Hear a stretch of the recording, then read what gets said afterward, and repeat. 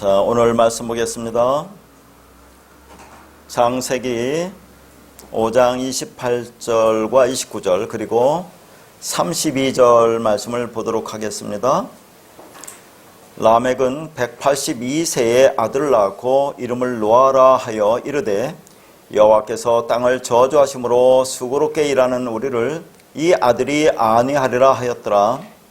노아는 500세 된 후에 셈과 함과 야벳을 낳았더라. 이제 오늘부터 창세기 5장에 나오는 10명 중에서 마지막 10번째로 나오는 노아에 대해서 말씀을 보도록 하겠습니다.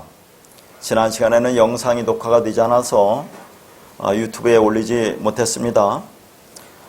지난 시간의 말씀은 창세기 5장의 10명 중에서 9번째 라멕에 대해서 우리가 살펴봤죠.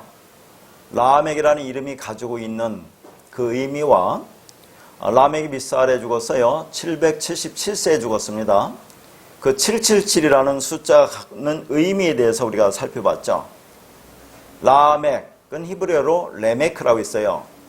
레메크가 뭐라고 있습니까? 맛을 보다라고 있죠. 무엇을 맛보았습니까? 하나님의 말씀 속에서 진리를 맛보았다고 했어요. 의의 말씀을 경험한 겁니다. 다시 말해서 하나님의 그 사랑 그 마음을 알았다고 했어요. 그러니까 이 라멕은 진리의 말씀을 경험하고 하나님의 아들이 되어서 그 말씀으로 낳은 자가 노아, 다시 말해서 안식이라는 아들이다 하는 겁니다. 그래서 셋의 후손 라멕이 안식이라는 노아를 낳고 777세로 죽었다고 했죠. 그러면 이 777이라는 의미가 뭡니까? 7은 안식의 수죠. 언약의 수. 그리고 7이 3개입니다. 3은 하나님의 수. 그러니까 이 라멕은 하나님의 말씀을 깨닫고 십자가라는 완전한 죽음을 죽어서 언약이 성취되었다. 그래서 영원한 안식으로 들어갔다는 것을 보여주고 있는 거죠. 그러니까 라멕이 죽고 나서 나온 아들이 노아, 안식이 되는 겁니다. 7이 되는 거예요. 자, 거기에 비해서 우리가 여기 777과 대조되는 숫자가 666이라고 있죠. 666은 어디에 나온다 했습니까? 요한계시록 13장 18절에 나와요. 그래서 요한계시록 13장 1절부터 우리가 18절까지 그 666의 의미에 대해서 우리가 자세히 살펴보았는데요. 자, 666이 뭐라고 했습니까? 성경대로 보면 짐승의 표, 짐승의 이름, 짐승의 수, 사람의 이름이라고 있어요. 그러니까 사람을 숫자로 나타내면 그게 666이다 그런 말입니다. 그런데 짐승의 이름이라고 하는 것은 말씀이라고 했잖아요. 짐승의 이름은 짐승의 말씀. 뭐예요 짐승의 말씀이? 오해된 성경 말씀, 비진리를 말하는 겁니다. 그러니까 우리가 성경 말씀을 문자로 그렇게 보고 표피적으로 보이는 그대로 율법적으로 보고 행하면 그게 짐승이라는 그 말이에요. 그러니까 짐승의 표, 짐승의 수인 666에서 6이라는 것은 뭘 말해요? 자, 하나님의 창조의 수, 하나님의 수인 완성의 수인 7에 못 미치는 수다 그렇게 얘기했습니다. 다시 말해서 666은 사람이 수고 짐승의 수로 내가 하나님의 말씀을 진리로 보지 못하면 그게 666이라고 했습니다. 그렇죠? 그러니까 자 666이라고 하는 것은 쉽게 말해서 우리가 육체로 태어나잖아요. 그러니까 그런 의미에서 6이고 또 인간이 하나님께서 몇째 날에 창조하세요? 6째 날에 창조하잖아요. 그러니까 6째 날에 창조한 육체로 태어난 우리가 그래서 6이라고 하는 거죠. 율법적 존재, 죄와 허물로 죽은 존재, 푸시케, 뇌페시, 숨만 쉬는 존재, 그게 6이라는 겁니다. 그러니까 6은 7이 되려면 하나가 부족하잖아요. 그죠? 6이 7로 되려면 어떻게 되어야겠습니까? 하나를 채워야 될 거 아닙니까? 채우는 방법이 뭐라고 있어요? 우리가 죽는 것밖에 없어요. 6이라는 육체, 율법적 이 존재, 율법적인 본성, 그런 나 자신이 하나님의 말씀이 들어와서 내가 진리를 깨달으면 그게 죽는 거예요. 죽는다고 하는 겁니다. 그러면 7이 되는 거예요. 그러니까 6이 죽어야 7이 된다 하는 겁니다. 그러면 완성으로 가는 거죠. 언약의 성취로 가는 거죠. 영원한 안식으로 가는 겁니다. 자, 그래서 우리가 6인데, 육체인데, 그래서 말씀을 진리를 보지 못하고 여전히 문자로 보면, 그러면 성경 말씀을 어떻게 보인다고 했어요? 성경 66권이 전부 다 6으로 보일 거 아닙니까? 그래서 그런 의미에서도 우리가 666이라고 했어요. 자, 그래서 6이 죽으면 7이 되고, 그래서 666이 죽는 것이고, 그러면 777이 된다고 했습니다. 그러니까 라멕은 그 완전한 죽음인 십자가의 죽음을 죽으니까 언약이 성취되어 영원한 안식인 노아로 나온다는 그런 의미예요. 그러니까 6이 죽어야 7로 가죠. 안식으로 갑니다. 그렇게 안식으로 가는 자는 반드시 8로 부활해요. 그러니까 6으로 죽고 7로 안식으로 가고 8로 부활해야 된다. 그래서 예수님도 6째 날 죽으시잖아요. 그리고 7일 날 안식일 날 무덤 속에 있는 것이 죽음으로 완성한다 그 말입니다. 내가 육체로 죽어서 모든 은혜를 완성한다 그 말이에요. 그게. 그러면 8로 부활하는 거죠. 똑같아요. 우리나 예수님과 우리도 6으로 죽어야 7로 안식하고 8로 부활해서 영원을 산다는 것을 말하고 있는 겁니다. 그러니까 하나님도 6일 동안 창조하고 7일째 되는 날 안식하셨잖아요. 자, 그러니까 그렇게 777로 완전한 말씀을 깨닫고 그래서 언약이 성취되어 죽으니까 영원한 안식으로 들어가는 게 라멕입니다. 그 라멕 다음에 나온 것이 노아예요. 그래서 이제 오늘부터 노아에 대해서 말씀을 보는데 이 노아가 창세기 5장에 10번째로 마지막으로 등장합니다. 그 노아가 뭐예요? 노아의 뜻이. 거기서 나왔죠. 노아흐. 이게 히브리어 노아흐예요. 자, 노아흐라는 의미는 이게 이제 안식이라는 의미입니다. 휴식, 쉼, 해방, 평안이라는 의미예요. 이 노아가. 히브리어 노아흐. 이것을 영어식으로 발음하면 이게 노아입니다. 노아. 자, 그러니까 노아라는 의미는 안식이니까 7의 의미를 갖고 있죠. 7의 의미를 갖고 있어요. 그러면 창세기 5장에서 10번째로 등장하죠. 마지막 열로 등장합니다. 그럼 열이 뭐예요? 완성이죠. 그러니까 노아라는 이름 속에는 뭐가 들었습니까? 안식이라는 7과 완성이라는 열이 다 들어있는 거예요. 그러면 그런 의미를 가진 사람이 누굽니까? 이 땅에 오셔서 우리를 살리려고 오신 안식으로 주신 예수 그리스도와 그렇게 보혜사죠. 그런데 다른 보혜사로 오신 성령 오셔서 우리를 안위하고 위로하잖아요. 그러니까 이 노아라는 이름 속에는 예수 그리스도와 성령이라는 그 의미가 다 포함되어 있는 거예요. 그러니까 이 노아라는 그 뜻이 하나님께서 뭐라고 하냐면 29절에 그렇게 설명하고 있잖아요. 뭐라고 하냐면 자, 노아라는 그 의미가 땅이 저주를 받았대요. 그래서 수고롭게 일하는 우리를 안위한다는 그런 의미입니다. 자, 왜 땅이 저주받았을까요? 잘 생각하셔야 돼요. 하나님이 땅을 창조하고 땅을 왜 저주하셨느냐 하는 겁니다. 그렇게 저주받았으니까 우리는 수고롭게 일할 수밖에 없잖아요. 율법에 무거운 짐을 지고 살아갈 수밖에 없는 그런 하나님의 백성을 이 땅에 오셔서 위로하고 안위하는 자, 이게 노아란 얘기죠. 이게 뭐예요? 예수 그리스도와 성령, 다른 보혜사 아닙니까? 자, 이것을 보여주는 것이 노아인데 성경의 10명 중에서 10사람의 이름이 다 의미가 있다고 했어요. 그런데 특별히 이 노아라는 이름 속에는 무슨 의미가 가졌는지를 하나님이 특별히 설명해 준 것이 29절이에요. 다시 봐요. 29절에 뭐라고요? 노아를 낳고 나서 땅을 저주하시고 그러니까 수고롭게 일하는 이 땅의 당신의 백성들을 안위한다는 것이 노아라는 이름 속에 담겨 있다 그 말이죠. 그렇죠? 그러니까 자, 우리가 이제 창세기 이 5장이 끝나면 6장부터 몇 장까지가 노아에 관한 말씀인지 아세요? 10장까지가 나옵니다. 6장부터 10장까지가 나오는데 그 안에는 자, 왜 땅이 저주를 받았는지, 그래서 이 땅에 왜 인간들이 수고롭게 일해야 되는지, 그런 자를 어떻게 위로하고 안위하는지가 자세히 설명되어 있어요.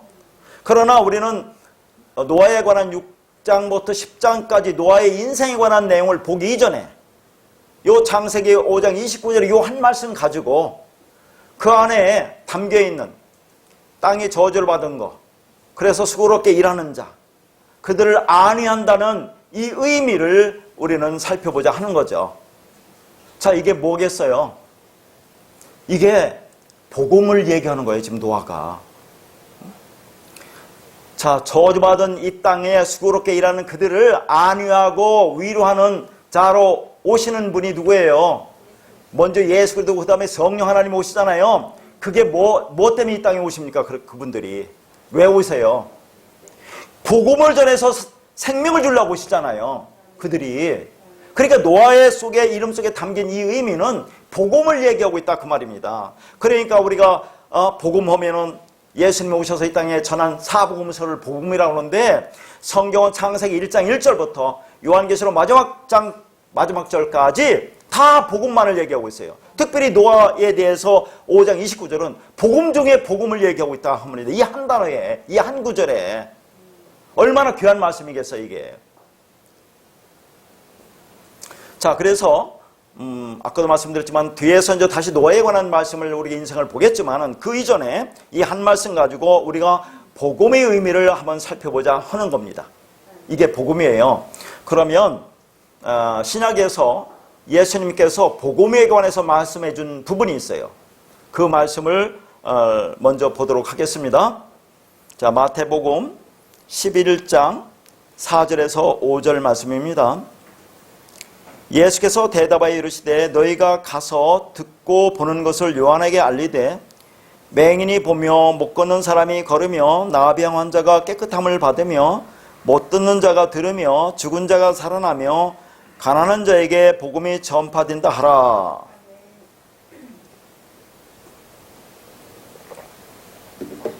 이 말씀을 읽으니까 아멘이라고 했는데 무슨 뜻으로 알고 아멘 하셨습니까? 자, 이 말씀이 아멘 하면 이게 진리다라는 얘기죠. 자, 이게 진리라고 아멘 했습니다. 이게 복음이래요. 그러면 어떤 의미인가를 우리가 보자고 말이죠. 쉬웠겠습니까? 어렵겠습니까? 자, 지금 이 말씀의 배경은 어떻게 되는 거죠? 세례 요한이 옥에 갇혔죠? 갇혔을 때 그리스도가 하신 일을 듣고 세례 요한이 제자들에게 말합니다. 가서 오실 그이가 당신입니까? 다른 사람을 기다려야 합니까? 라고 물었을 때 예수님께서 당신이 이 땅에 오셔서 하실 일에 대해서 지금 말씀하고 있는 거죠. 오실 그 메시아, 우리를 죄에서 구원하기 위해서 이 땅에 오실 그 그리스도, 하나님의 아들 메시아가 당신이 맞습니까? 라고 물으니까 예수님께서 이 땅에 오셔서 하실 그 일, 그리스도로 오셔서 그리스도로 하실 일을 지금 말씀하고 있다, 그 말이죠. 그러면 아까도 말씀드렸지만 예수님이 이 땅에 왜 오셨어요? 그리스도로 왜 오셨습니까? 복음을 전해줘서 살리려고 오신 거 아닙니까? 그러면 이게 복음이라는 얘기 아니에요. 예수님이 이 땅에 와서 이 일을 하러 오셨다고 얘기한다니까요. 지금 나는 이 일을 하러 오셨어. 한번 볼까요? 어떤 일을 하러 오셨나? 맹인이 본대요. 못 걷는 자가 걷는다고 하죠. 나병 환자가 깨끗함을 받고 못 듣는 자가 듣는다고 그래요. 죽은 자가 살아나고 가난한 자가에게 복음이 전파된다. 이 일을 위해서 내가 이 땅에 왔다. 그러면 예수님이 이 일을 왔다면 이것이 복음이란 얘기죠. 이것을 전해서 너희들을 살리겠다고 하는 건데, 자, 여기 보세요. 여기 5절에 보면 이 말씀이 예수님이 이 땅에 와서 진짜 하신 일이죠. 이런 일을 하셨어요? 안 하셨어요? 많은 병자들을 고치고 많은 기적과 이적을 나타냈죠.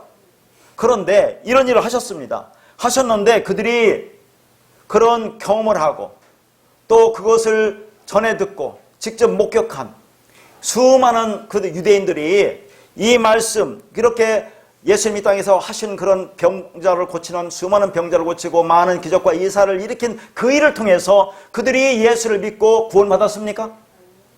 아니잖아요. 오히려 예수를 죽였죠. 물론 예수님이 스스로 죽었다고 하지만 그들은 그 의미를 깨닫으면서 죽였어요. 오히려 밖에 드러난 것, 나타난 것, 보이는 것, 거기에 열광했잖아요. 그리고 그것이 예수님이 이 땅에서 하신 일로 생각하고 자기들에게 유익이 되고 자기에게 도움이 되고 자기를 배불리게 하는, 자기를 살리는 일이라고 생각하고 그들이 얼마나 열광했습니까? 그걸 추구하고 따라다녔잖아요. 그런데 그렇게 한 그들은 이 예수님이 주신 이 그렇게 하신 그 의미에 관한 내용을 깨닫지 못했어요. 알지 못했어요. 그래서 보이는 것만 추구하다가 전부 다 그게 아니라는 것이 나중에 드러나니까 예수님을 죽이는 거 아닙니까? 자기에게 유익이 없다고. 그러니까 그들은 말씀을 깨닫지 못한 거죠. 진리를 알지 못하고 전부 다 구원을 받지 못한 멸망길로 간 자들이라는 것을 보여주는데, 그러면 여기에 담긴 의미가 뭐냐 하는 얘기잖아요. 우리는 이 의미를 알아야 하잖아요, 지금. 자, 여기 보면 예수님이 직접 이 땅에 와서 많은 그런 병자들을 고쳤는데, 이게 나타난 말씀, 보이는 말씀, 문자적인 말씀이란 그 말이죠, 이 말씀이. 그러면 이런 많은 기적과 이사와 병자를 고치는 그 속에서 예수님이 뭘 보여줬습니까? 그 안에 진리를 담아주었어요. 복음을 담아주었잖아요. 그런 일을 통해서 그 안에 담겨있는 오토세미온, 기적과 이사에 담겨있는 그 복음, 진리를 보면 그게 살아나고 그게 생명인데, 그들은 그걸 보지 못했다는 얘기, 드러나는 것만 보고 열심히 그것만 추구하고 그것만 따라다니며 열광을 했어요. 그러니까 여기서 나온 이 말씀은 뭐냐면, 이런 일을 통해서 그 안에 지금 하나님께서 예수님께서 진리를 담아주셨어요. 근데 왜 이렇게 보이는 것으로 하죠? 예수님이? 왜 이렇게 드러나는 걸로 합니까? 구약에도 하나님 오셔서 말씀을 전하는데, 자, 하나님은 보입니까? 하나님 진리니까 보이지 않잖아요. 그러니까 하나님을 알려주도록 한 것이 뭐예요? 보이는 성막으로, 보이는 성전으로 주셨죠. 근데 못 알아니까 보이는 예수님으로 직접 육신을 입고 이 땅에 오시잖아요. 그런데도 깨닫지 못한다 그 말이잖아요. 지금 보이는 것을 주는데 왜 그 보이는 걸 통해서 그 안에 진리를 담아서 깨닫게 해주시기 위해서 그렇게 하는데, 이들은 그걸 보지 못한다는 거예요. 인간은 보지 못해요. 그러니까 자, 하나님께서 이 땅에서 하신 그 많은 일, 예수님께 기적을 일으킨 그 모든 일들은 하나님 나라가 뭔지를 보여주는 겁니다. 그 안에 진리를 담아서. 이 땅에 하나님이 창조한 모든 걸 통해서 그 안에 진리를 담아 주잖아요. 안에 보라고. 하나님을 알려줄 방법이 없으니까. 그래서 그 안에 담긴 내용을 우리가 보여야 되는데, 이들이 보지 못하고 드러난 거에만 열광하고 따라다니고, 자, 그런 것이 인간의 모습인데, 그러면 여기에서 지금 5절에서 보여주는 이 말씀, 이렇게 예수님이 땅에 와서 직접 행하신 이 의미는 뭡니까? 여기에 담긴. 그러니까 자, 이제 오늘 이 말씀을 쭉 볼 텐데, 맹인이 본다는 얘기예요. 맹인이 본다고. 자, 맹인이 본다고 그러는데, 여기 이제 오늘 그 말씀을 보는데, 이 맹인이 디플로스라는 단어인데, 이 맹인이 진짜 맹인이겠습니까? 육체적인 그 결함을 가진 맹인, 보지 못하는 맹인을 말하겠느냐 하는 거죠. 잘 생각하셔야 될 거 아닙니까? 그러니까 자, 이제 그 뒤에 우선 요한복음 9장 39절부터 41절을 읽고 나서 한번 설명할게요. 요 의미에 대해서. 자, 요한복음 9장 39절과 41절입니다.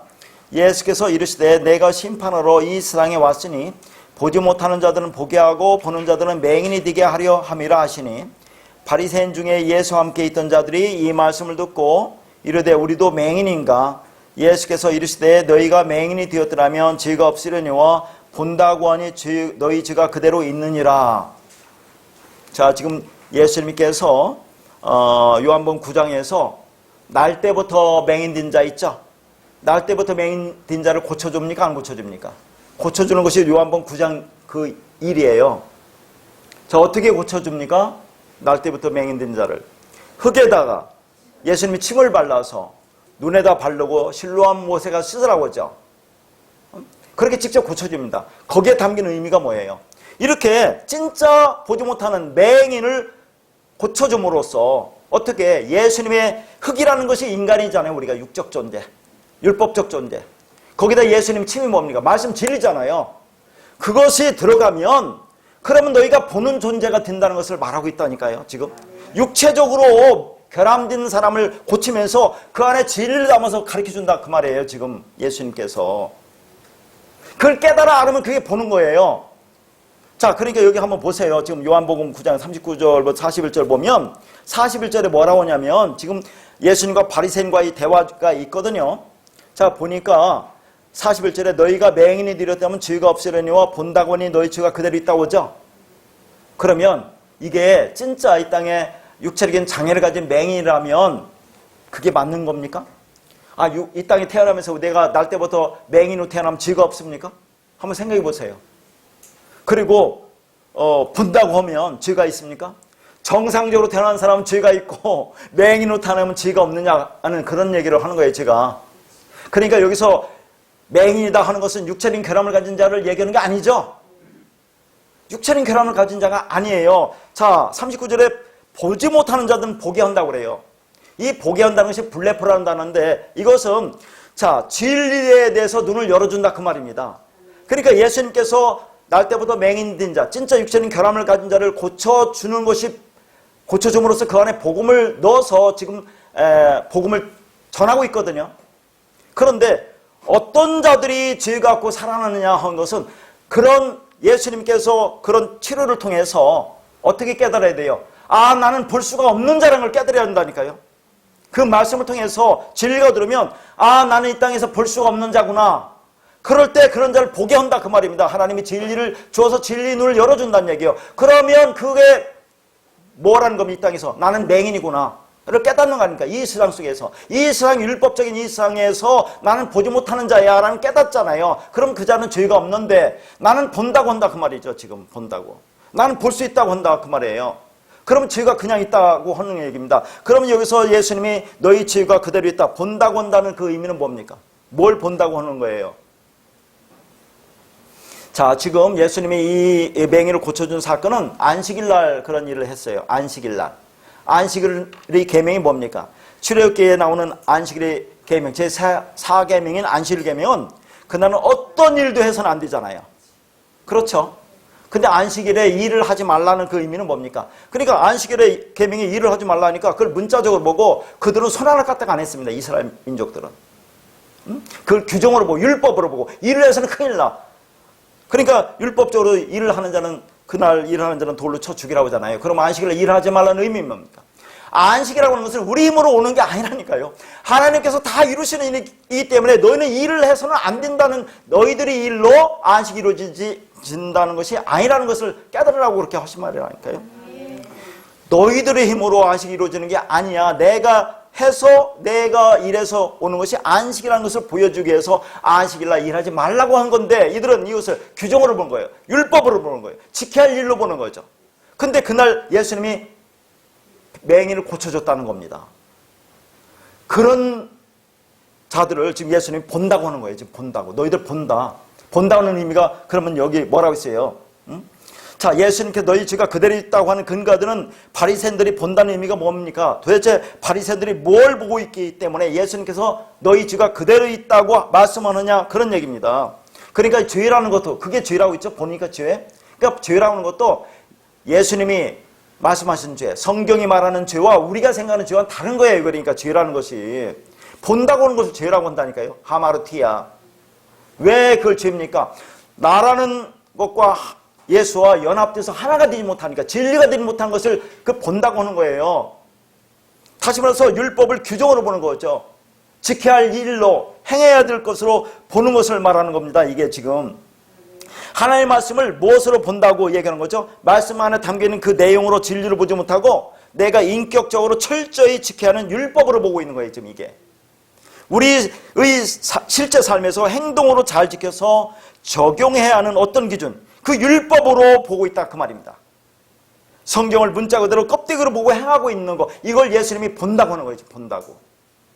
그러니까 이런 말을 통해서 지금 우리가 알 수 있는 것, 지금 마태복음 11장에 예수님이 복음이라고 하는 맹인이 본다는 그 맹인은 어떤 맹인이겠어요? 하나님의 말씀이 전해지면 나는 볼 수 없다는 자가 돼야 된다니까요. 그러면 그런 것을 하나님이 예수님 보게 해준다. 블레포, 진리를 보게 해준다는 그런 의미입니다. 근데 이 땅에서 나는 볼 수 있다고.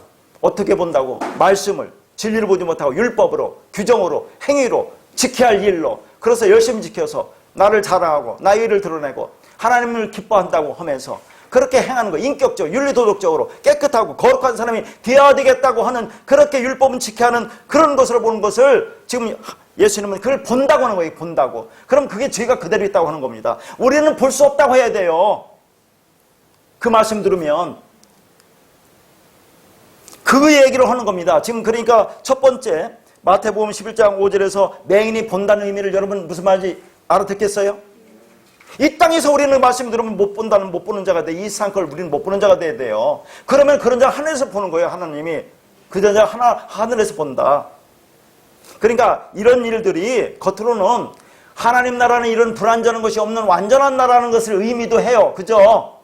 예수님이 이렇게 하는 것은. 그런데 이 세상, 율법이라는 이 거대한 세상에서 우리는 이런 존재가 돼야 하늘나라에서 완성된 자야 라는 것을 보여주는 거예요. 지금 맹인이 못 본다. 그러니까 성경 말씀을 문자 그대로 읽을 수밖에 없는 영적 수준 상태를 죄라고 하는 겁니다. 말씀 안에 담겨있는 하나님의 약속, 그 언약을 보려 하지 않고 문자 그대로 보고 그걸 기준으로 삼아 나의 삶에 적용하겠다는 것이 죄다 그 말이에요. 그게 악이에요. 이 바리새인들은 이것을 본다고 한다 그 말입니다. 예수님이 이것을 지적하고 있는 거죠. 그러니까 우리 이 땅에서 볼 수 없는 자가 돼야 돼요. 율법을 지켜서 내가 이것을 잘 지켜서 뭔가 이루려고 하는 그런 자가 본다고 하는 거예요. 우리는 그런 자가 되어서는 안 된다 그런 말입니다. 그 안에 담긴 진리를 보면서 우리는 할 수 없다는 것을 고백해야 돼요. 지금 그것을 말하고 있는 겁니다. 그러니까 본다고 하는 자들은 하나님의 말씀을 안다고 하면서 말씀을 율법으로 보고 행하며 교회를 다니면서 하나님을 잘 섬긴다고 하는 율법주의, 인본주의, 행위주의를 가리키는 겁니다. 그 모든 일들은 하나님이 직접 이루시겠다고 하는 거잖아요. 그런데 그 구원의 약속이 담겨있는 말씀을 자기들이 철저히 지킬 수 있다고, 지켜야 하는 하나님의 명령으로 지금 오해하고 있는 자들, 그들을 본다고 하는 겁니다. 그들은 죄가 있다고 그러는 거죠. 그러면 우리는 뭐예요?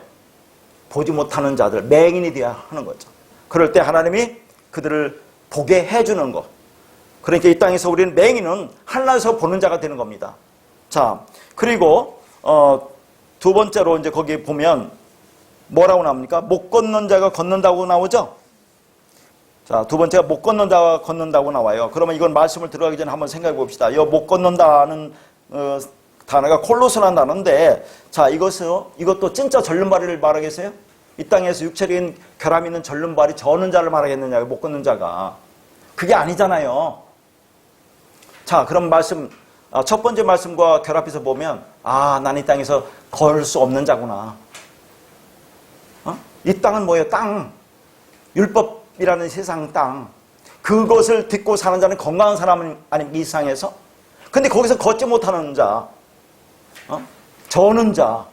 그럼 나는 이 세상 땅과 관계없는 사람이라니까요. 그러면 하늘나라에서 걷는다는 그런 의미가 담겨 있는 거죠. 자, 거기서 보면 미가서입니다. 또 마태복음으로 착각하지만 미가서 4장 6절에서 7절 말씀을 볼게요.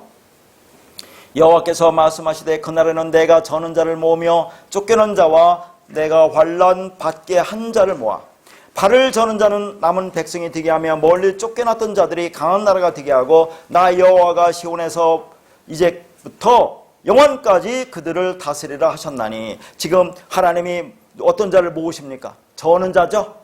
발을 저는 자, 그 자가 남은 백성을 나오죠. 그 자를 오게 해서 내가 영원토록 그들과 함께 하겠다고 얘기하는 거예요. 이게 저는 자. 그러면 이 저는 자는 어떤 자입니까? 이 땅에서 절름발이를 그렇게 오라고 하는 것이 아니라는 거 알죠? 자, 그래서 지난 시간에도 이 전다고 하는 것은, 자, 그러니까 우리가 땅에 발을 딛고 살잖아요. 그 발에 발을 딛고 살 수 없는 자를 전다고 하는 거예요. 전다고. 이 땅에서 저는 자. 저는 자면 제일 먼저 생각나는 게 누굽니까? 야곱, 절름발이. 자, 그런 얘기를 쭉 해나갈 겁니다. 보세요. 그러니까 우리가 지난번에도 보았던 디모데전서에서 과부가 발을 씻긴다는 의미 봤죠? 자, 과부가 발을 씻긴다는 의미가 뭐라고 했어요? 과부가 60이라고 했더니 60 아들이 있는 것이 과부라고 있어요. 진리 말씀이 없어서 얻는 자에게 말씀 전해줘서 그것이 깨닫고 아들이 되면 그 과부 60이라고 있습니다. 자, 그 과부가 성도의 발을 씻긴다는 의미가 뭐예요? 자, 이제는 과부는 말씀이 됐어요. 완성이 됐어요. 진리가 됐어요. 그러니까 이 땅에서 그 말씀을 전해서 뭐예요? 이 땅 존재가 아닌 하늘나라 백성이 되게 한다는 의미입니다. 과부가. 그럼 바로 시키면 땅을 딛고 사는 자가 아니잖아요. 이제는. 그렇죠. 이 이상 존재가 아니잖아요. 이 이상에 없는 자라는 것을 부여하기 위해서 바로 씌운다고 하는 겁니다. 그러니까 하나님의 진리의 말씀에 의해서 땅에서 걷지 못하던 자는 하늘에서 온전케 걷게 된다는 그 말이에요. 그러니까 저는 자, 걷지 못하는 자는 걷는다는 것은 뭡니까? 이 말씀이 들으면 나는 걷지 못하는 자야, 절름발이야라는 걸 깨달아 알으면 그 자가 하늘에서 걷는다, 그 말을 얘기하는 거예요. 하늘나라는 그렇게 불완전한 것이 없다는 것을 얘기하지만 그것은 좀 약간 깊은 얘기 아니지만 그것도 의미가 있지만 이 땅에 너희들이 절해야 돼. 이 땅과는 관계없는 사람이 될 때 하늘에서 걷는 자가 된다는 것을 말하고 있다 그 말입니다. 자, 그러면 아까도 말했지만 땅을 딛고 사는 것의 근본이 뭡니까? 발꿈치죠. 발 중에서 발꿈치입니다. 그러면 발꿈치 하면 생각나는 사람이 누구 있어요? 발꿈치. 야곱. 또 창세기 3장 5절 15절. 창세기 3장 15절에 뭐가 나옵니까? 자, 뱀이 여자의 발꿈치를 사게 한다는 말이 나와요. 그러니까 여기 발꿈치가 한번 나오고 발꿈치가 또 나오는데 자, 우리가 볼 겁니다. 야곱이 에서의 발꿈치를 잡고 나오죠. 발꿈치가 2번 나와요. 자, 이 의미를 통해서 우리가 전다는 것이 뭔지를 깨닫자 하는 겁니다. 그러니까 예수님이 하신 마태복음 11장 그 5절이 그 간단한 말이 아니에요. 예수님이 땅에서 그 많은 이적과 기사를 행했다니까요. 그런데 그걸 통해서 그 안에 담긴 진리를 깨달아 알으면 그게 맹인이고 못 걷는 자고 나병한 자고 이 땅에서 죽은 자고 못 듣는 자고 그런 가난한 자가 된다 그 말입니다. 그러면 그런 자에게 복음이 전파되니까 하늘나라에서 완성된 자가 된다는 걸 보여주는 거라니까. 이게 겉에 드러나는 것을 통해서 그 안에 진리를 담아서 주는 겁니다. 자, 그러면 이 발꿈치라는 거 한번 보자 이 말이죠. 이 발꿈치가 아케브라는 단어입니다. 아케브. 자, 아케브라는 단어가 야곱도 아케브라는 단어와 같은 어원을 갖고 있어요. 야곱이. 볼까요? 창세기 25장 25절에서 26절입니다. 자, 먼저 나온 자는 붉고 전신이 털옷 같아서 이름을 에서라 하였고 후에 나온 아우는 손으로 에서의 발꿈치를 잡았으므로 그 이름을 야곱이라 하였으며 리브가가 그들을 낳을 때에 이삭이 60세였더라. 자, 여기 보니까 에서를 뭐라고 합니까? 붉다고 하죠. 전신이 붉고 털이 있다고 합니다. 자, 그러면 붉다는 의미가 뭡니까? 붉다는 의미가 성경에서 너희 죄가 주홍같이 붉을지라도, 그래서 붉다는 의미는 죄라는 의미가 있습니다. 그렇죠? 근데 여러분 그 아담이죠. 아담. 요 아담 자음을 이렇게 또 한쪽으로 모아서 파자해 보면 요 아담 속에는 담이라는 붉다라는 의미가 있어요. 붉다라는. 그러니까 아담이 어디서 나왔다고 했어요? 우리가 먼지 티끌. 여기서부터 만들어진 거잖아요. 그런데 자, 흙, 먼지 티끌에서 나왔는데 그 의미를 깨닫지 못하는 아담은 붉은 아담, 죄인 아담이다 그 말입니다. 그러나 그 먼지 티끌 속에서 그 율법을 준 것 속에서 진리를 깨달아 알으면 아담이 되는 거예요. 진리 아담이 되는 것을 얘기하는 거예요. 그게 전부 다. 붉다라는 것은 그런 의미가 갖고 있는 거예요. 그러니까 이 말씀을 우리가 먼지 티끌로 나타나는데 그 율법으로 주어졌는데 그것이 뭔지 깨닫지 못하는 자가 그게 죄다 그 말입니다. 그게 붉은 아담, 죄인 아담, 율법적 존재, 그걸 말하는 거죠. 그러니까 이 창조라는 것은 그 붉은 죄인을 깨끗하고 회개하는 것이 창조고 구원이에요. 그러니까 에서는 땅적 존재죠. 율법적 존재예요. 붉은 존재, 죄인, 그걸 말합니다. 땅을 기업으로 사는 이 땅을 위해 사는 존재다 그런 얘기죠. 그런 존재의 에서의 발꿈치를 누가 잡았습니까? 야곱이 붙들었죠. 그럼 야곱은 뭐라는 얘기예요? 야곱도 똑같은 땅적 존재라는 얘기 아닙니까? 그 발꿈치를 잡고 나왔으니까. 율법적 존재, 죄인이라는 그 말입니다. 그러니까 발꿈치는 땅을 딛고 사는 근본을 말해죠. 서 있을 때 발꿈치가 가장 힘을 많이 받습니다. 그런 의미에서 그 발꿈치는 땅을 지탱하고 있는 근본을 말하는 거죠. 그러니까 다시 에서가 뭐예요? 붉은 아담, 즉 죄인 아담, 율법적 존재, 땅적 존재, 땅의 근본, 그 근본이에요. 그런데 그 근본이 되는 발꿈치를, 율법을 누가 붙잡고 나왔어요?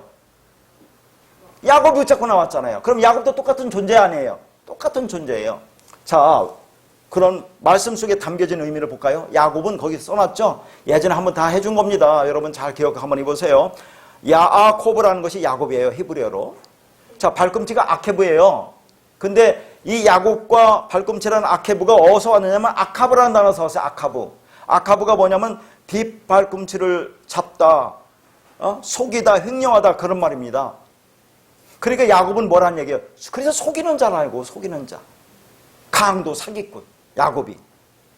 그 아카브, 속이는 자라고는 단어에서 유래한 것이 발꿈치고 거기서 유래한 것이 야곱이에요. 그러니까 야곱은 땅을 딛고 사는 그런 가치관을 갖고 있는 존재인 발꿈치, 속이는 자라 그 말입니다. 그러면 우리도 이 땅에 발꿈치를 딛고 살죠. 그럼 우리도 어떻게 태어납니까? 속이는 자로, 강도로. 그러니까 우리도 태어나는 거예요. 전부 다 마귀 사탄으로.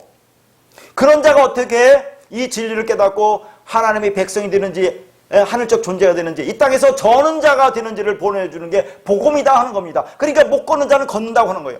하나님.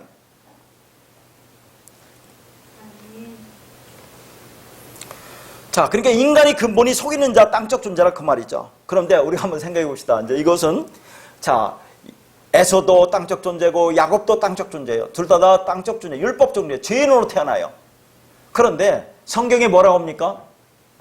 에서는 미워하고 야곱은 사랑한다는 그런 말이 있잖아요. 한번 읽어볼게요. 자, 로마서 9장 11절부터 13절입니다.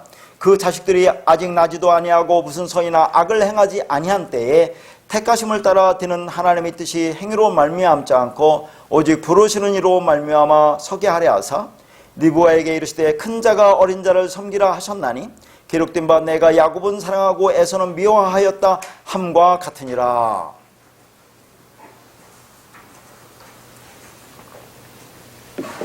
한번 생각해 보세요.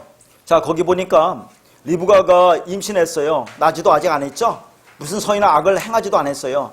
그런데 하나님이 야곱은 사랑하고 에서는 미워하였다 한다 그런 얘기예요. 응? 자, 그러면 이런 걸 통해서 우리는 뭘 알 수 있느냐 하는 겁니다. 그러니까 야곱은 사랑하고 에서를 미워했다는 것은 행위로 되는 게 아니라고 하잖아요. 행위로 되는 게 아니고 오직 부르시는 이로 말미암아 되는 거라고 하잖아요. 이게 얼마나 은혜입니까? 그러니까 그래서 그 뒤절 후원 그 뒤 13절 이하를 쭉 여러분 읽어보세요. 원한 자로 말미암는 것도 아니고 내가 다른 박질한다고 되는 것도 아니고 오직 긍휼히 여기시는 자로 말미암아 된다고 하잖아요. 그리고 토기장이가 지능 한덩이 가지고 귀하게 쓰는 그릇을 만들거나 천하게 쓰는 그릇을 만들 권한이 없느냐라고 말하잖아요, 지금. 자, 그런데 여러분 어떻게 해서 이렇게 말씀을 깨닫고 알게 되었느냐 하는 겁니다. 자, 지금 말하자는 것은 야곱, 이 발꿈치를 잡았다는 얘기예요. 땅적 존재라는 얘기죠. 에서도 마찬가지죠. 근데 어떻게 야곱은 그 발꿈치가 부서져 가지고 전원자가 돼서 하나님의 사랑을 받게 되었는지, 그것이 야곱이 뭔가 행위로 된 거라고 봅니까? 아니요, 하나님의 은혜로 되는 거라고 얘기해요. 일방적으로. 자, 그러면 발꿈치라는 의미를 다시 한번 볼게요. 저 점점 깊이 들어가는데 여러분 창세기 3장 15절 보면 창세기 3장 15절 후반절 뭐라고 나와요? 여자 유선이 뱀의 머리를 상하게 할 것이고 또 뱀은 여자의 머리를 발꿈치를 상하게 할 것이라는 그런 말이 나오죠. 이게 무슨 말 같이 보여요? 지금까지 여러분이 알았던 그 복음, 그 해석과는 다릅니다. 자, 여자 유선 누구예요, 여기서? 여자 유선이 뱀의 머리를 상하게 했대요. 여자 유선이 누굽니까? 예수 그리스도죠. 그럼 뱀은 누굽니까? 뱀. 여러분이에요? 우리도 되죠. 이 땅에 뱀으로 왔으니까. 이 뱀은 예수 그리스도 돼요. 예수 그리스도. 왜 뱀이 예수 그리스도입니까? 여러분 민수기 보면 이스라엘 백성들이 광야에서 음식 때문에 불평할 때 하나님이 불뱀을 보내죠.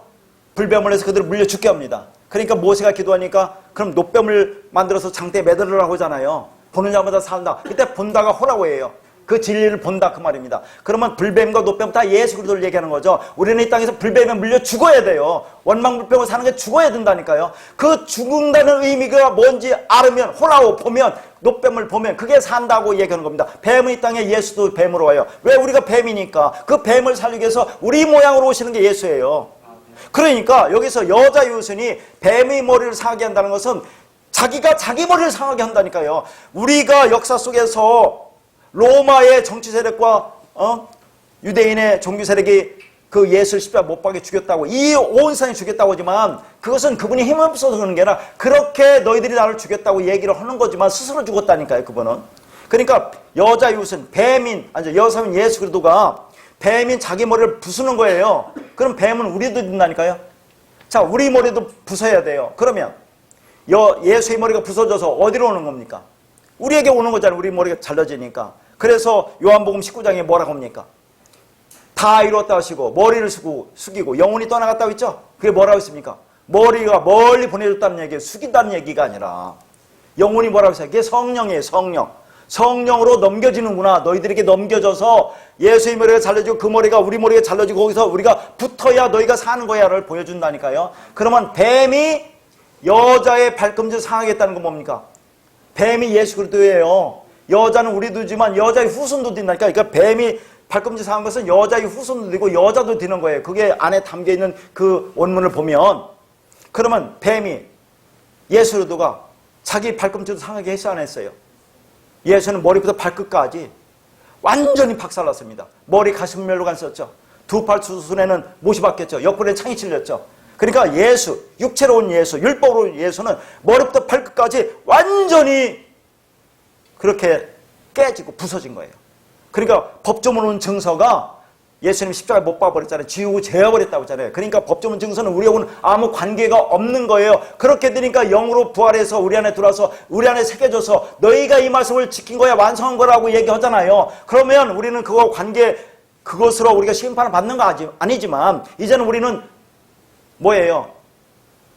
생명의 성령인 법 아래 놓여 있는 거예요. 그 생명의 성령이 우리를 어디로 이끌고 가느냐요. 십자가를 이끌고 가는 것은 더 높은 차원의 삶을 요구하고 있다니까요. 이게 지키지 말라는 게 아니라 우리는 이 땅에서 인간의 육을 입고 이 땅에 살아가는 동안은 그걸 지킬 수가 없어요. 자, 때로는 유혹도 받죠. 때로는 몸이 연약하고 있어 그거 지키지 못한다는 걸 깨달을 때 율법은 너 죄를 깨달아 알아고 주었구나. 알아면 된다니까요. 우리가 열심히 살아가려고 하는데 안 되는데 어떻게 해요 그걸. 근데 그걸 할 수 있다고 하는 자들은 도대체 뭐냐 하는 얘기죠. 그러니까 율법은 우리의 심판과는 관계 없이 그렇게 다 이루어진 거예요. 끝난. 그러니까 예수님 머리부터 발끝까지 스스로 오체가 절단돼서 완전히 찢어지고 없어진 거예요. 예수님이 스스로가. 의미를 알겠습니까? 인간형 게 아니라 스스로 그분이 그래야 너희들을 살릴 수 있기 때문에 영으로 올 수 있기 때문에 영으로 와서 온 것이 율법이 완성된 거예요. 그게 그리스도로 부활한 것이. 그래서 우리 안에 와서 우리 안에 새겨지니까 우리가 완성되는 거 아닙니까? 그게 새 언약 아니에요? 너희 속에다 내 법을 새겨 넣겠다고 하잖아요. 예레미야 31장에. 전부 다 같은 말입니다. 이게. 자, 그러니까 여기서 여러분이 전에 다 했던 말인데 다 까먹었을 거예요.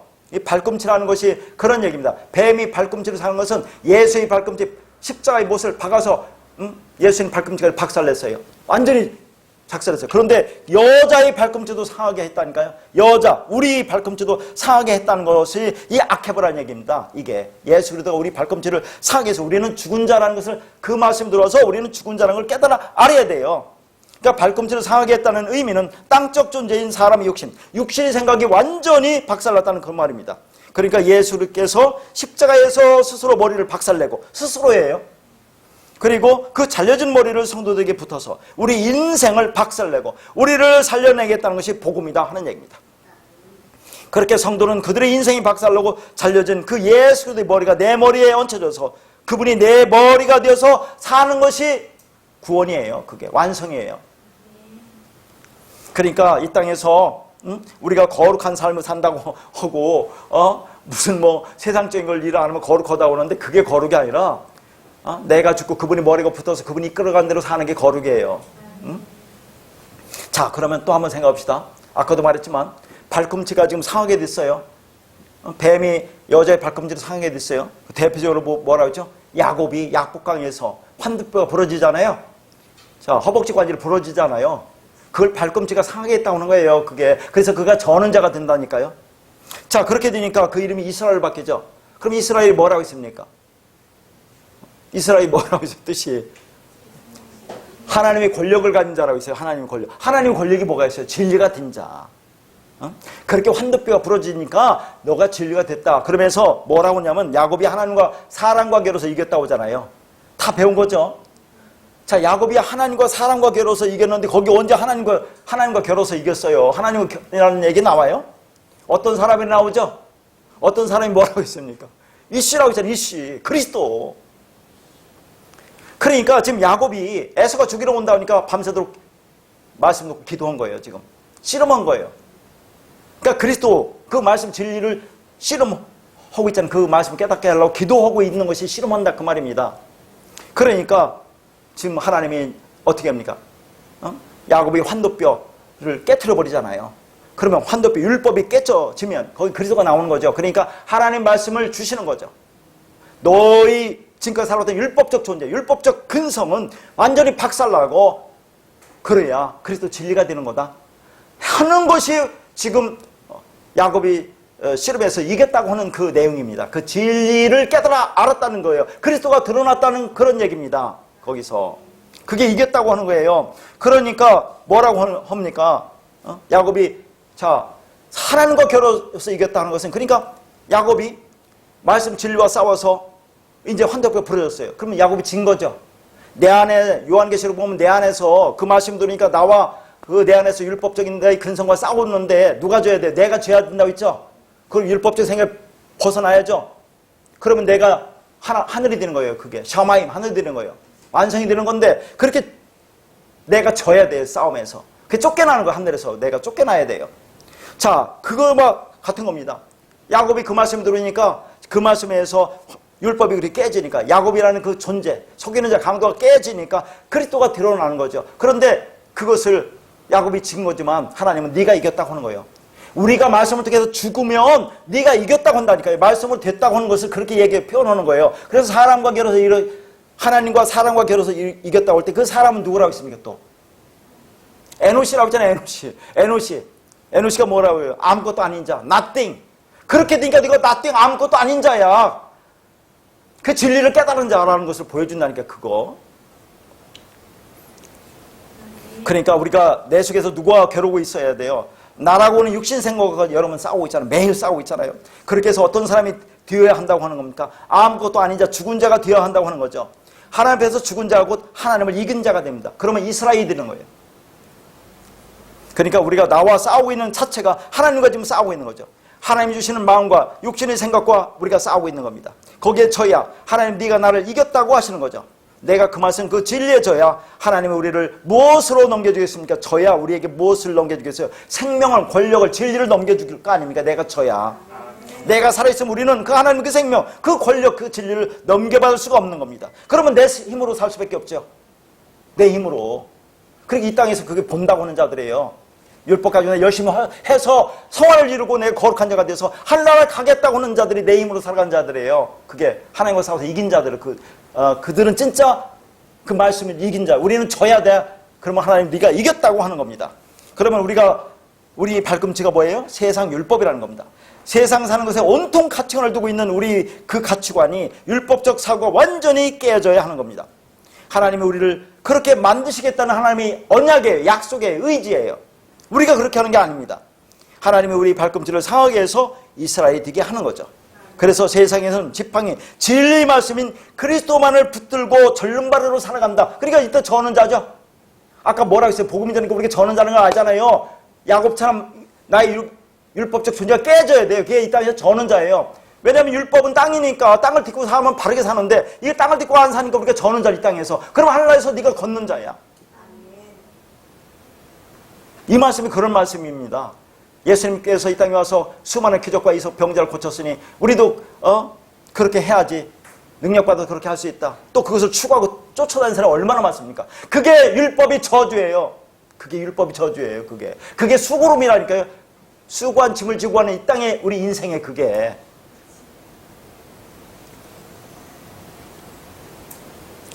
자, 그러면 세 번째로 이제 나병 환자죠. 나병 환자가 이제 깨끗하게 된다고 그렇게 얘기하거든요. 자, 나병 환자. 우리가 생각하는 개념과 좀 달리 합니다. 나병 환자가 거기 보면 레프로스예요. 레프로스. 나병 환자가 레프로스인데 이것은 레피스라는 단어에서 왔어요. 레피스. 레피스가 뭐냐면 비늘이에요. 비늘.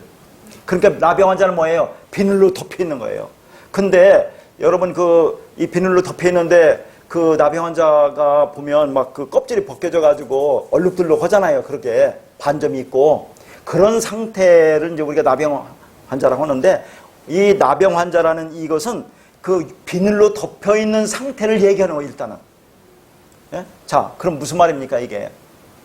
사도 바울이 사울일 때 사도행전 그 9장 18절에 보면 뭐라고 나옵니까? 거기에서 자, 사도 바울이 예수 믿는 자를 잡아 죽이러 다메섹으로 가잖아요.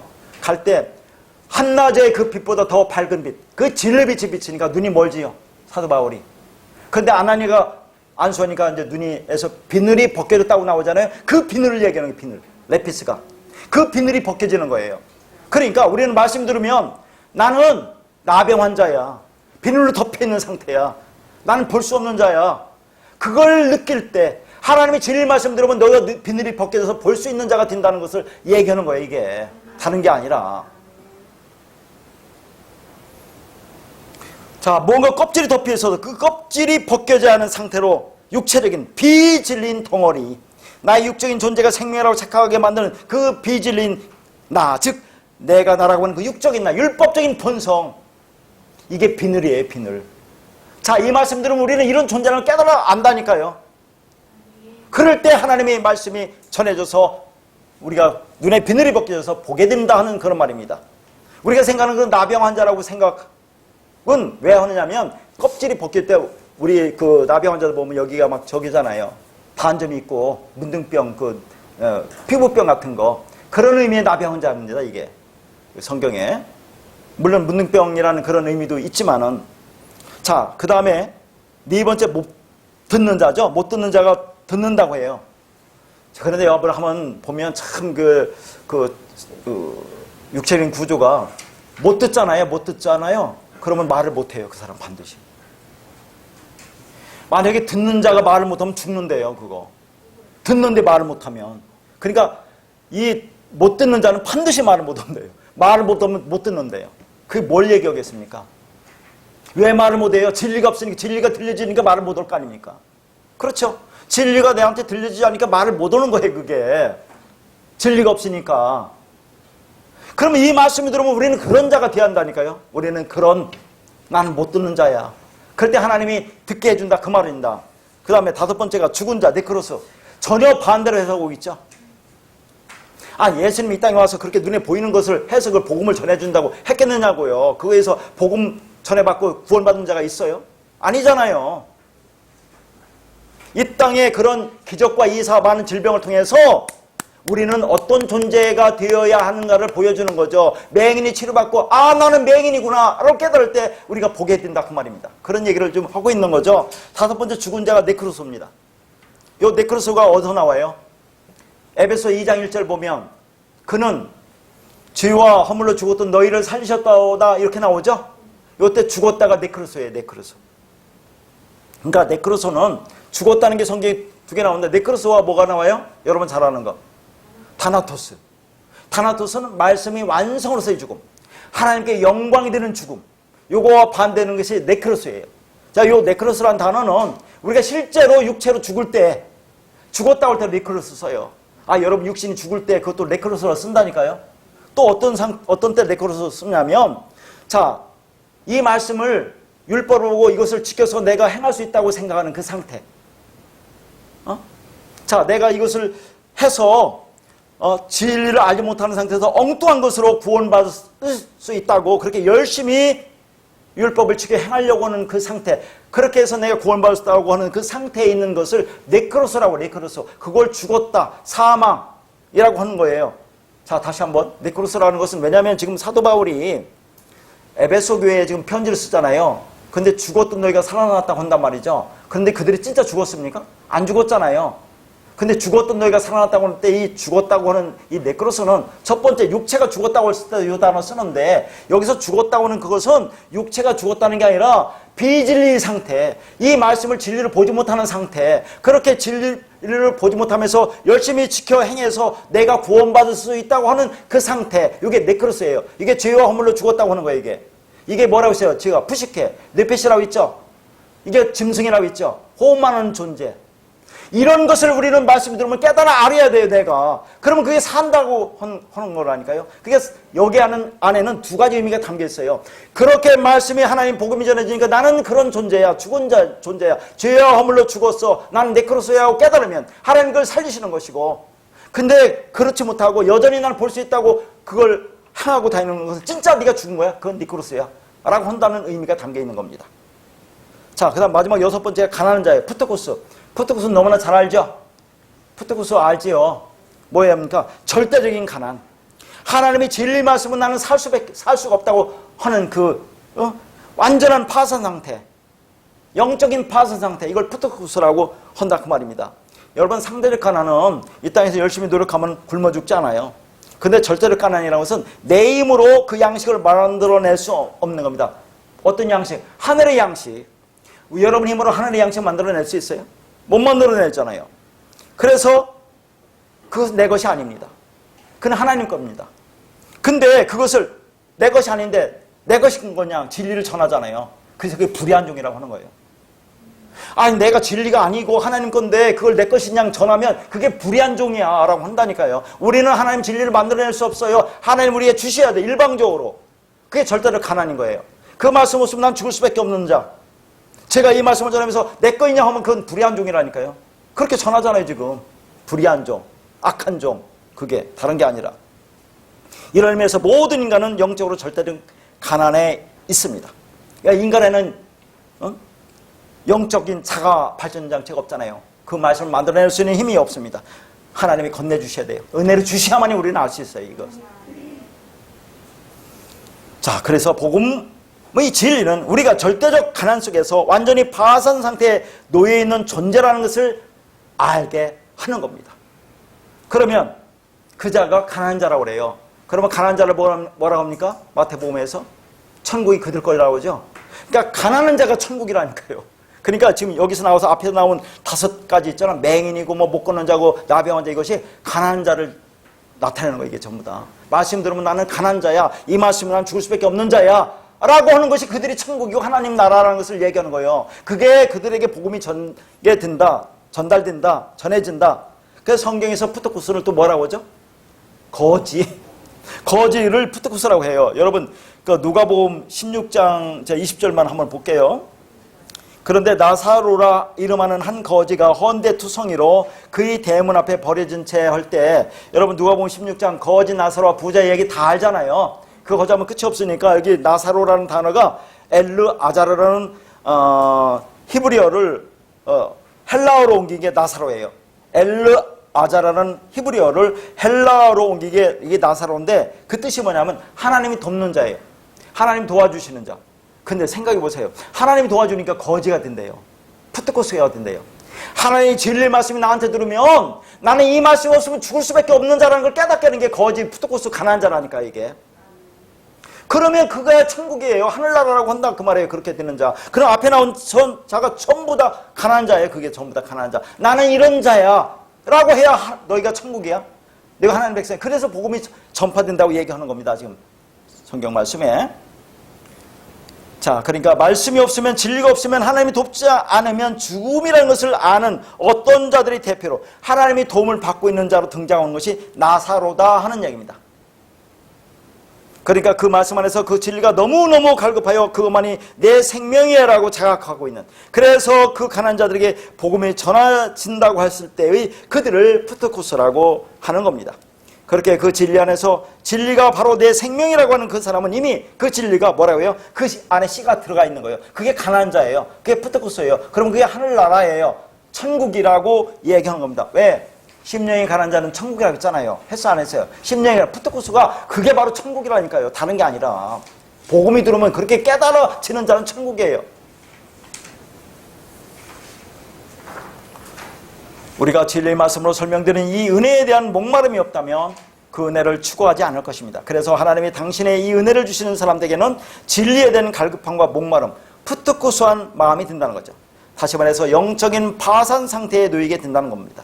그래서 그에게 비로소 하나님, 예수 그리스도, 성령으로 증거된 그 말씀이, 복음이 들리기 시작한다 하는 거죠. 그러니까 그를 강제하는 유일한 힘은 뭐예요? 말씀. 말씀이 강제하는 거예요. 그 말씀 들어서. 그게 강제해서 우리를 살리는 겁니다. 그런 상태에 있는 것을 영이 가난하다 하는 거죠. 그럼 우리는 뭐에 갈급해야 되느냐 하는 겁니다. 이 땅에서. 하나님에 대한 갈급함, 진리에 대한 갈급함이 있어야 되니까 하나님의 힘을 의지해야 되겠습니다. 하나님의 힘을 찾아다니는 자, 아까 마태복음 11장 5절에 그것을 문자로 보면 그 힘을 찾아다니는 자 아니겠습니까? 그걸 주면 내가 그 능력 받아서 이 땅에서 뭔가 할 수 있다고, 또 그것을 조금이라도 나타내는 사람은 열광하고 찾아다니잖아요. 그게 율법이 수고예요. 저주받은 겁니다, 그게. 자, 이 복음은 내가 온전히 하나님의 은혜를 받지 않으면 알 길이 없어요. 그렇게 진리 복음이 내 안에 들어서 내가 못 보고 못 걷고 비늘이 덮여있고 못 듣고 말하지 못하고 그래서 죄와 허물로 죽어 있는 생명이 없는 그런 가난한 자라는 것을 깨닫게 하심으로 생명이 있는 자로 만드는 것, 죽음에서 건져내는 것, 그 죽음으로부터 나오게 하는 것이 복음입니다. 그래서 복음이 유앙겔리온, 기쁜 소식, 그런 것에 대한 설명이 복음이에요. 그래서 그게 은혜입니다. 여러분 한번 보세요. 은혜가 카리스라는 단어예요. 헬라어 카리스. 자, 은혜 안에는 이것도 있습니다. 선행, 선물, 감사, 은혜가 똑같이 카리스예요. 잘 보세요. 그러니까 선행이 뭐라 했습니까? 하나님의 착한 일, 선한 일, 좋은 일이죠. 그게 은혜라니까요. 은혜로. 그래서 제가 계속 그 선한 일, 착한 일을 하나님 오신다고 했잖아요. 그걸 해서 우리에게 복음을 전해서 우리를 생명 있는 자로 만드는 것이 지금 은혜라니까요. 그게 선행, 아가토소 에르곤, 하나님 하시는 일, 그게 선물이라는 얘기예요. 근데 여기에 감사도 들어가요. 그럼 감사는 누가 한다는 겁니까? 하나님이 감사를 하는 거지 우리가 하는 게 아니라니까요. 한번 생각해 보세요. 여러분, 범사에 감사라며요. 범사에 감사할 수 있어요? 범사에 무슨 수로 감사할 거냐고요. 하나님이 감사하는 거예요. 우리가 하는 게 아니야. 이 땅에서 우리가 할 수 있는 건 아무것도 없어요. 그러니까 그걸 깨달아 알으셔야 한다니까. 그러니까 모든 일에 먼저 하나님께서 감사하고 구원하는 겁니다. 복음을 주는 거예요. 그게 감사예요. 하나님의 감사. 내 아들아, 내 딸아, 말씀 줄 테니까 이걸 잘 받고 와오라. 그 하나님, 그걸 받아들이면 하나님 얼마나 감사하겠습니까? 네? 그걸 감사라고 하는 거죠. 그걸 은혜라고 하는 겁니다. 그게 선행이에요. 이 육신이 육신적인 생각이 생명이 아니라는 것을 그리스도를 통해서 깨닫게 되고 은혜를 주심으로 알게 되고 그래서 그 진짜 생명을 그리스도로 말미암아 넘겨받는 겁니다. 그건 진리 안에서 이루어지는 것이기 때문에 보이지 않는 소망이라고 하는 거예요. 그건 보이지 않는 거예요, 여러분. 그러니까 여러분이 이 말씀 듣고 뭔가 내 안에서 뭔가 자꾸 일어난다 그렇게 생각지 마세요. 그분이 진리 안에서 행하시는 일이기 때문에 우리는 몰라요. 그냥 말씀 속에 깨달을 뿐이에요. 뭐 이 말 들으면 뭐 가슴이 뭉클합니까? 머리가 쭈삣쭈삣하고 뭔가 뭐 좀 여러분 안에 뭔가 나타나고 그래요? 어떤 능력이 나타나고 뭔가 새로워지는 게 있습니까? 똑같아요. 똑같아 안 똑같아요? 뭐 달라진 거 있어요? 깨달을 뿐이죠. 하나님 은혜. 이게 은혜구나. 그래서 그분이 감사하니까 우리가 이제 진짜 감사가 나오는 거예요, 이제. 그래서 로마서 1장 17절에 뭐랍니까? 복음에는 하나님의 의가 나타난다고 했죠. 복음에는 하나님의 의가 나타나는 건데, 그냥 복음을 다른 말로 말하면 하나님의 의입니다. 하나님의 의가 나타나면 구원이 이루어지는 거죠. 그 그리스도로 인하여 구원이 없던 자가 구원의 길로 들어오게 하는 것이 복음이다 하는 거죠. 그러니까 자, 지금 이제 노아 얘기를 하죠. 노아가 뭐라 합니까? 이 땅에 저주받고 이 땅이 저주받았대요. 그렇게 수고하는 너희를 안위하는 거죠. 노아가 뭐랍니까? 노아의 안식, 쉼, 해방이죠. 안식, 쉼, 해방, 수고와 저주가 이 복음 안에 다 담겨 있는 거죠. 그러니까 아까도 마태복음 그 말씀을 문자적으로 보고 그것을 열심히 추구하고 행하려고 하면 그게 율법의 저주를 받는 것이 그게 수고하는 거죠. 그러나 그 안에 담기는 진리를 깨달으면 그게 안식이고 휴식이고 해방이고 쉼이에요. 그게 안위하고 위로한다는 그런 성령 와서 한다는 그런 말입니다. 그러니까 이 말씀이 이 복음 안에 다 담겨 있는 거죠. 그러니까 마태복음 11장 5절의 말씀을 문자적인 의미를 보고 그걸 열심히 추구하는 그 상태에 머물러 있으면 그게 저주와 수고입니다. 그런데 그 문자적인 말씀에서 진리를 깨닫고 그 저주와 수고에서 벗어나는 것이 해방이고 쉼이고 안식이라는 말이죠. 그래서 좋은 소식 복음입니다. 자, 오늘 보면 창세기 5장 29절에서 노아를 낳게 하고 여호와께서 땅을 저주하셨다고 했죠. 근데 왜 땅을 저주하셨습니까? 한번 생각해 보세요. 지난번에도 레위기 말씀에 하나님이 이 땅에서 결혼제도 두고 그 가정을 주신 것은 복음을 설명하려고 하신 거 아닙니까? 근데 이 땅에서 그렇게 해서 아들, 딸 나니까 아들 낳으면 7일간 33일간 부정하고 딸을 낳으면 14일, 66일 부정하다는 얘기가 하나님이 왜 그럴 걸 부정하다고 했겠어요? 문자적으로 보면 안 된다고 했잖아요. 그럼 여기서도 하나님이 이 우주만을 창조했어요. 그리고 당신 백성을 보냈어요. 왜? 이 우주만물 속에서 진리를 깨닫고 하나님 백성으로 되어서 돌아오라고 주셨는데 하나님 땅을 저주하셨다고 하네요. 하나님 땅을 저주하셨습니까? 한번 생각해 보세요. 땅이 저주가 뭐겠어요? 여러분 잘 생각해 보세요. 땅이 저주. 땅이 뭡니까? 이 율법적 세상이에요. 이걸 하나님이 왜 저주하셨어요? 여러분이 말씀을 율법으로 보면 그게 땅이 저주를 받은 거라니까요. 그게 다른 게 아니라 하나님이 여러분 이 세상 모든 사람을 저주한 게 아니라 하나님은 그냥 말씀을 주셨어요. 이 우주만물의 진리를 다 한번 주셨어요. 그거 보는 사람들이 이 성경 말씀 66권을 주었는데 그 안에 진리를 보지 못하고 여전히 내가 행할 뭔가로 보는 것이 그게 땅이 저주받은 거예요. 그게 스스로 저주받는 거죠. 그게. 근데 여러분은 왜 합니까? 거기 하나님은 은혜가 임하니까 아까처럼 야곱과에서처럼 하나님은 은혜가 임해서 행위에 관계없이 은혜가 임하니까 그것을 깨달아 알아듣잖아요. 이제 그게 복이죠.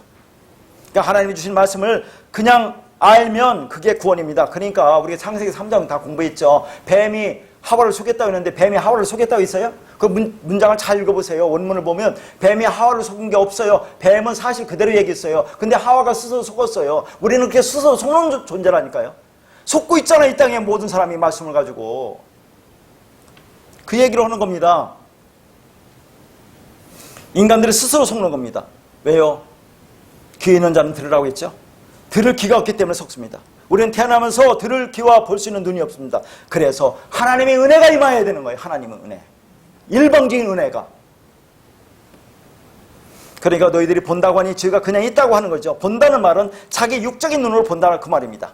그러니까 너는 죄가 해결되지 못하고 있는 그대로의 상태라는 그 말이죠. 자, 근데 저주하다. 오늘 창세기 5장 29절에 저주했다라는 말이 나오잖아요. 이 저주하다는 단어가 재미납니다. 이 저주하다는 단어가 아라르라는 단어인데 이게 저주를 받다, 저주를 낳다 그 말이에요. 그러니까 저주를 누가 낳아요? 우리가 스스로 낳는 거예요. 이게 저주를 주시는 게 아니라 내가 저주를 나니까 내가 저주를 받는 거예요. 근데 이 의미는 머리가 두 개라는 의미가 있어요. 이 저주 안에.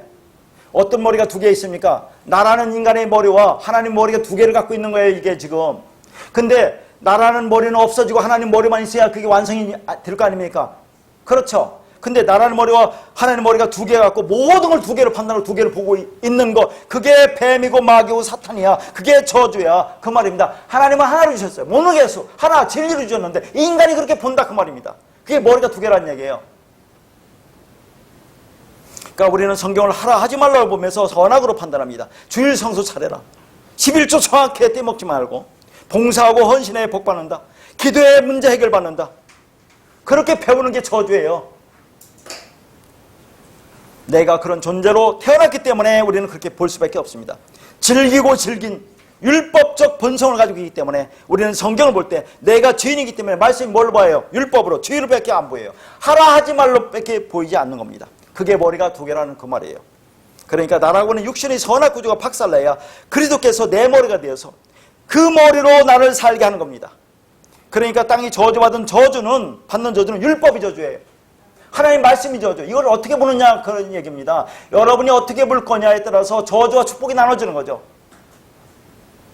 율법이 저주는 한마디로 하나님을 다른 신으로 보는 거죠. 이게 무슨 말입니까? 하나님을 다른 신으로 보면 돼야 안 돼요. 자, 그래서 출애굽기 20장 3절 말씀을 보겠습니다. 너는 나 위에는 다른 신들을 네게 두지 말라 그랬어요.